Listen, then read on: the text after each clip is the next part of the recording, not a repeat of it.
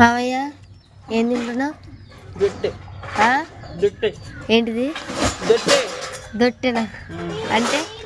గోధుమ రొట్టె, జొన్న రొట్టె.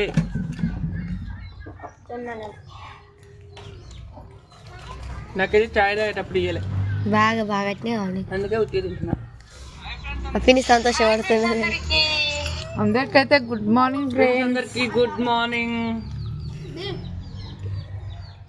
బాగా ఫ్రెండ్స్ ఈరోజు చాలా లేట్ అయింది చాయ్ తాగేసరి. అమ్మమ్మ నువ్వు దాంట్లో తాగుతున్నావు ఎందుకు? ఎలా రొట్టె ఉందని ఇలా పోసుకున్నారా? మీరందరు చాయ్ తాగిరా లేదా కామెంట్ చేయండి. ఈరోజు అయితే మాది జొన్న రొట్టె చాయ్.